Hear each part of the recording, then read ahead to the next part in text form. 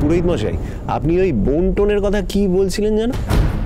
মা, একবার এদিকে এসো তো। আসুন, বসুন।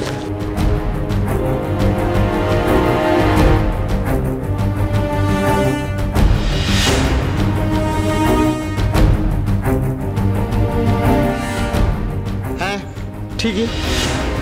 হাতের রেখা স্পষ্ট বলছে এই জাতিকার একজন বোন আছে। শুধু বোন নয়, যমজ বোন আছে।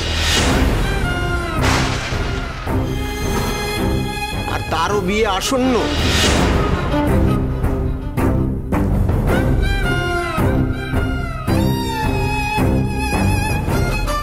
আমার গণনায় কখনো ভুল হতে পারে না, কখনো হয়নি। আমি জোর দিয়ে বলতে পারি এই কন্যার যমজ বোন আছে, কোথাও না কোথাও আছে। আমি স্পষ্ট দেখতে পাচ্ছি।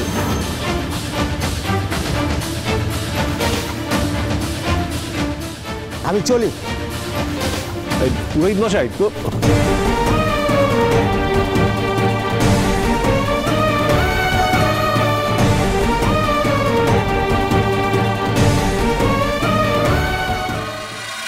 স্যার, বুঝতেই তো পারছেন দাদার বিয়ে বলে কথা, না গেলেই না।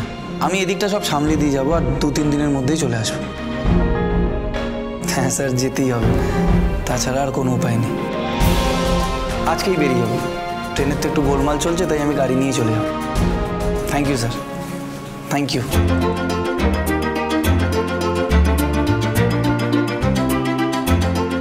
আপনি হঠাৎ এখানে, কোনো সমস্যা হয়েছে নাকি?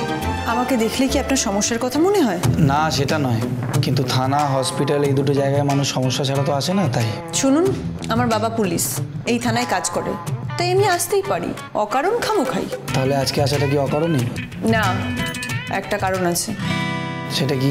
আজ আমার জন্মদিন। আপনি আমাদের জন্য অনেক করেছেন। আজকে বাড়িতে সবাই আসবে, তাই আপনিও আসবেন। কি হলো, আসবেন তো? দেখুন, আজকে আপনার জন্মদিন, এটা খুব ভালো কথা, কিন্তু আমি আপনার জন্য তো আলাদা করে কিছু করিনি। অ্যাটলিস্ট এমন কিছু করিনি যার জন্য এই নিমন্ত্রণটা আমি ডিজার্ভ করি।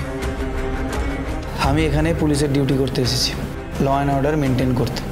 তার বিনিময়ে নিমন্ত্রণ খেতে নয় সুদীপা। আসতে পারবেন না সেটা একটু ভালোভাবে বলতেই পারতেন। আমি তো বুঝিয়েই বললাম। আমার এত বুঝতে ইচ্ছা করছে না।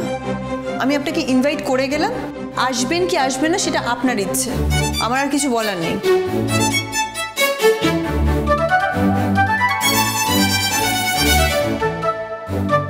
Anyway, happy birthday.